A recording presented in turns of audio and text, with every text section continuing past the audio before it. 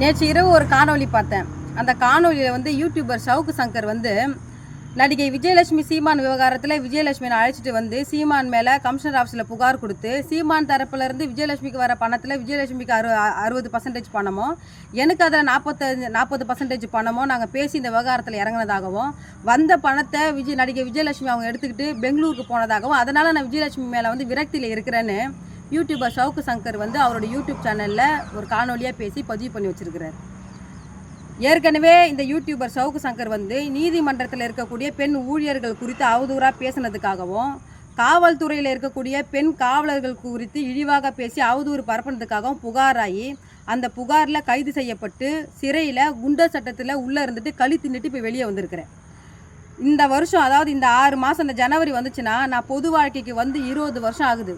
நான் வந்து பொது வாழ்க்கைக்கு வந்து இந்த 20 ஆண்டு காலில் என் பேர்லேயோ என் குடும்பத்தார் பேரில் எங்கேயாவது ஒரு குண்டுமணி சொத்து எங்கேயாவது வாங்கி வச்சுருக்கனான்னு யாராவது வெளியிடுங்க பார்ப்போம். ஆனால் யூடியூபர் ஷவுக்கு சங்கர் நீ எனக்கு தெரிஞ்சு ஒரு 3 வருஷம் ஆகுது நீ யூடியூப் சேனல் ஆரம்பித்து அந்த யூடியூப் சேனலை ஆரம்பித்து அதில் உன்னுடைய கள்ள காதலிக்கு நீ குறுகிய காலத்தில் 10 கோடி ரூபாய் மதிப்பிலான சொத்தை அதாவது டி நகரில் சொத்தை வாங்கி கள்ள காதலி பேரில் நீ எழுதி வச்சிருக்கிற. நீ யூடியூப் சேனல் ஆரம்பித்து நீ என்ன தொழில் செஞ்சுன்னு இருக்க? நீ தான் பெரிய புலனாய்வு மயிராச்சே.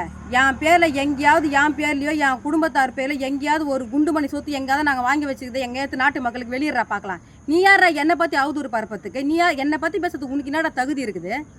3 நாள் ஷவுக்கு சங்கருக்கு நான் கெடு வைக்கிறேன்.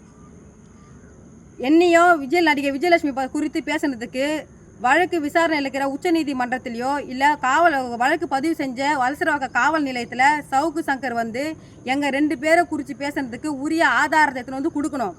அப்படி கொடுக்கலன்னா உயர்நீதிமன்ற நீதிபதி நீதிமன்றமோ தமிழ்நாடு அரசும் தானாக முன் வந்து ஷவுக்கு சங்கர் மீது சட்ட ரீதியான நடவடிக்கை எடுக்கணும். அப்படி நீங்கள் யாருமே நீங்கள் 2 பேருமே நீங்கள் சட்ட ரீதியான நடவடிக்கை ஷவுக்கு சங்கர் மீது எடுக்கலை அப்படின்னா 4வது நாள் எங்களுடைய மானத்தை பாதுகாக்கிறதுக்காகவும் எங்களுடைய கௌரவத்தை நாங்கள் பெண்களுடைய கௌரவத்தை பாதுகாக்கிறதுக்காகவும் ஷவுக்கு சங்கர் எங்கே இருந்தாலும் அவருடைய வீடு பூந்து ஷவுக்கு சங்கருடைய நாக்கை அறுத்து நடு ரோட்டில் போடுவோம் என்பதனை பொது செய்தி அறிவிப்பாக நான் நாட்டு மக்களுக்கோ ஊடக சகோதர சகோதரிகள் தெரிவிச்சுக்கிறேன்.